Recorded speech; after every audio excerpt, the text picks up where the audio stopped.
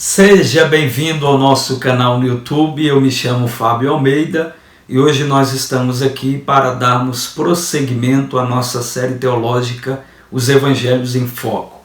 Conforme eu havia falado no último vídeo, nós estamos iniciando hoje a segunda temporada da nossa série e nessa segunda temporada o foco é nós falarmos um pouco sobre a biografia dos 4 evangelistas. Antes de entrarmos na abordagem do assunto, deixa eu dar aqui 2 recados especiais. Primeiro, vou deixar na descrição do vídeo as nossas redes sociais, para você que ainda não nos segue, e também deixarei na descrição do vídeo os vídeos ou os links dos vídeos da primeira temporada. São 3 vídeos, a apresentação, os evangelhos sinóticos e o período interbíblico. Que você ainda não assistiu, eu sugiro você assistir, porque são 3 vídeos com conteúdos excelentes.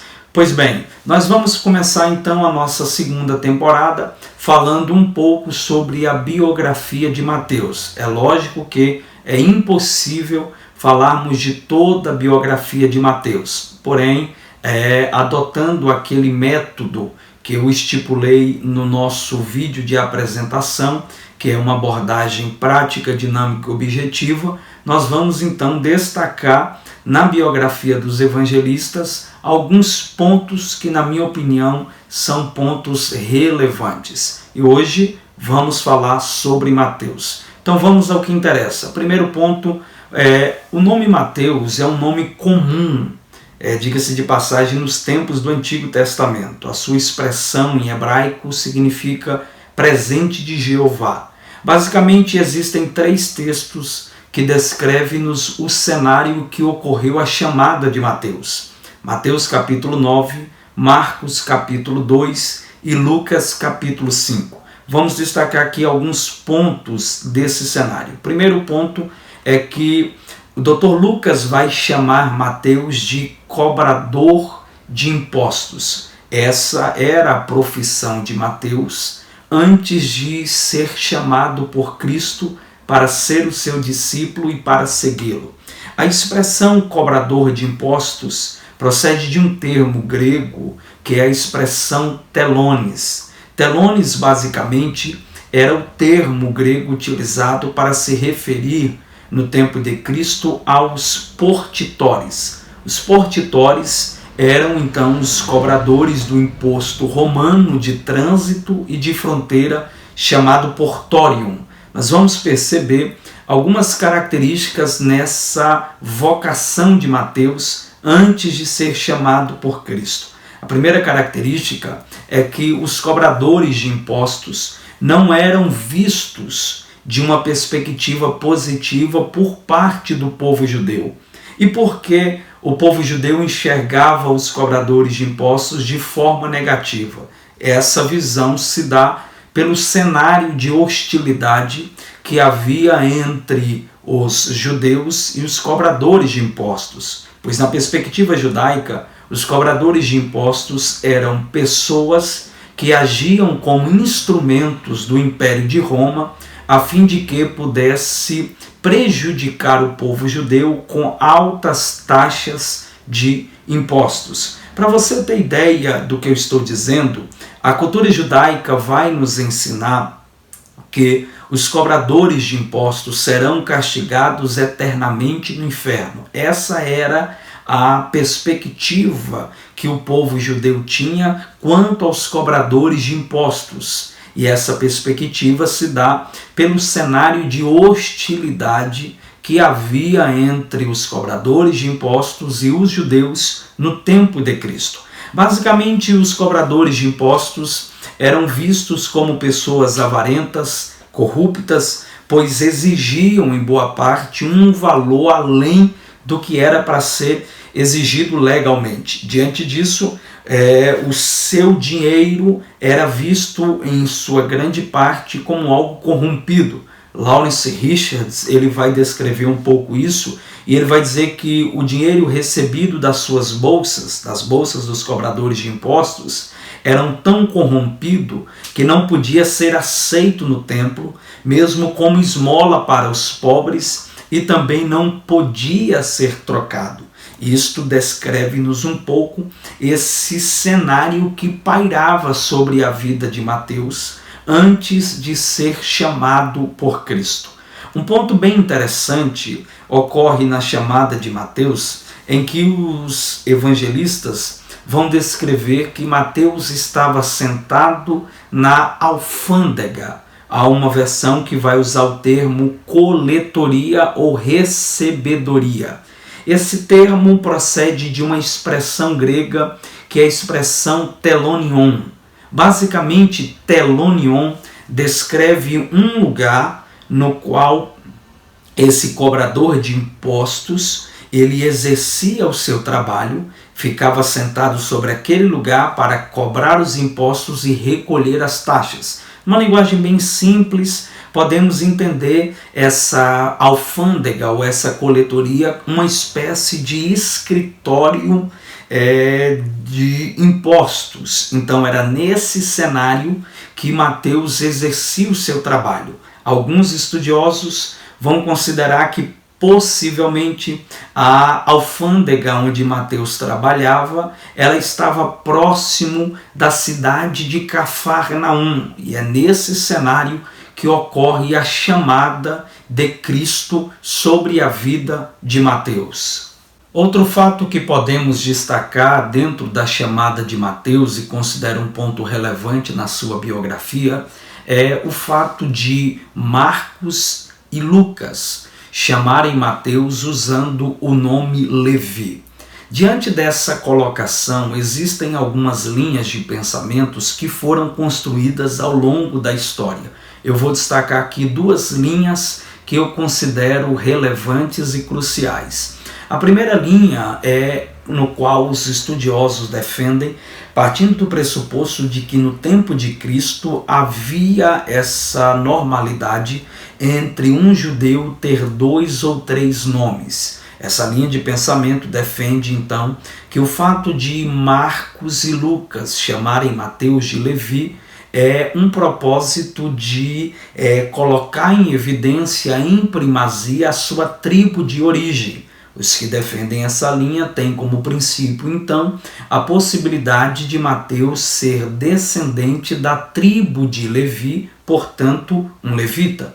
A segunda linha de pensamento se fundamenta no fato de que o objetivo de Marcos e Lucas, ao chamar Mateus de Levi, é a tentativa de dissociar o futuro discípulo, o futuro apóstolo, da sua tão antiga e estigmatizada profissão, no qual era visto pelo povo judeu com uma perspectiva totalmente negativa. Os que defendem essa linha de pensamento utilizam como pressuposto teórico outro detalhe que há no capítulo posterior, Marcos capítulo 3 e Lucas capítulo 6, onde há uma descrição da chamada, ou melhor, da lista dos 12 discípulos. E nesta lista, Marcos e Lucas não vão chamar Mateus de Levi, como fizeram na ocasião da sua chamada, mas vão chamá-lo de Mateus. Outro ponto que podemos destacar na biografia de Mateus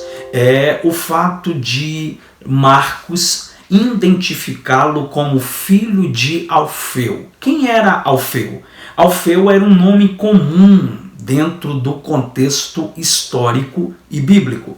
Alguns estudiosos sugerem, isso aqui é uma linha de pensamento, não é uma afirmação, alguns estudiosos sugerem a possibilidade de Alfeu ser o mesmo homem que é considerado o pai de Tiago o Menor. Se essa linha de pensamento estiver certa, onde há uma probabilidade, se essa linha de pensamento estiver certa, possivelmente há aqui então uma relação de consanguinidade entre Mateus e Tiago o Menor. Isso não é o primeiro caso, pois nós vamos ver relações como essa em outros casos dos discípulos de Cristo, tais como os filhos de Zebedeu, Tiago maior e João, e os filhos de Jonas, Pedro e André.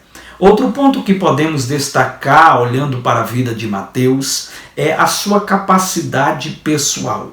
Mateus, ele nutria de uma capacidade pessoal e essa capacidade é vista no seu relato, na sua narrativa. Por exemplo, pelo fato de Mateus trabalhar como cobrador de impostos, Mateus possuía uma facilidade muito grande com números. E nós vamos ler a narrativa de Mateus e nós vamos perceber esse aspecto em sua vida. Outro ponto que podemos destacar é o fato de que há um posicionamento por parte dos estudiosos que Mateus ele falava pelo menos 3 idiomas, o aramaico, o grego e o latim.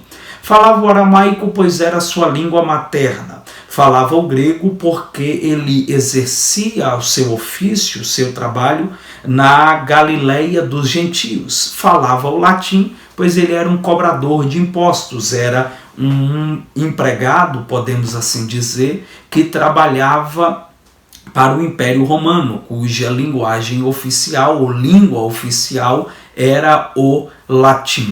Em Atos capítulo 1, versículo 13, esse é o último texto dentro da narrativa bíblica, onde há uma citação direta sobre Mateus. Diante desse cenário, nós destacamos 2 coisas. Primeiro, o fato de que Mateus estava presente dentre os 120 que foram cheios do Espírito Santo. Portanto, Mateus participou do derramamento do Espírito que ocorreu pelo dia do Pentecoste, ou pela festa do Pentecoste. O segundo ponto que podemos destacar nesse registro é que a partir daí, tudo que é colocado sobre a vida de Mateus parte não da Bíblia, mas de pressupostos e suposições históricas. E partindo desse princípio, eu destaco aqui a posição de 2 grandes historiadores da igreja, Eusébio de Cesareia e Clemente de Alexandria. Segundo Eusébio e Clemente, Mateus, ao contrário dos demais apóstolos, teria permanecido na Judéia por cerca de 15 anos, compartilhando o testemunho sobre a sua vida e sobre o seu mestre amado. O fim da vida de Mateus é cercado por alguns mistérios. A sua vida final é cercado por algumas suposições. Existem 2 correntes de pensamento sobre o fim da vida de Mateus que eu considero 2 correntes totalmente antagônicas. A primeira corrente de pensamento ensina que o fim da vida de Mateus foi um fim marcado por uma vida cruel, no sentido de que o mesmo morreu sofrendo por lança e espada, portanto, morreu em um martírio, segundo a tradição da Igreja Oriental.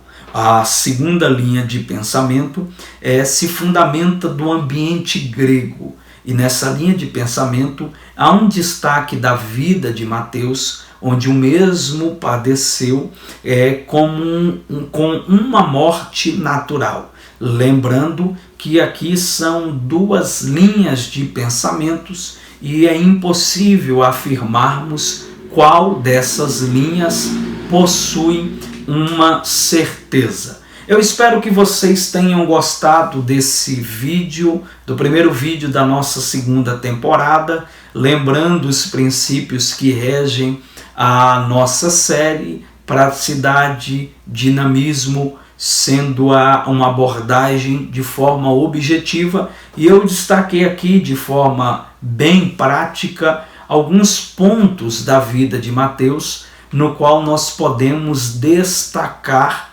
nós podemos levar em consideração diante da sua biografia. Na próxima semana nós estaremos falando um pouco sobre Marcos, alguns pontos importantes dentro da biografia de Marcos. Eu espero que você tenha gostado desse vídeo. Por favor, ajude o nosso canal, compartilhe esse vídeo com alguém, tire print da tela, nos marque lá no Instagram, que nós vamos repostar, e também não esqueça de curtir o vídeo e deixar aqui nos comentários o que você achou, pois eu vou ler cada um e também vou respondê-los. Que Deus abençoe. Próxima sexta-feira, e nós vamos mudar o horário.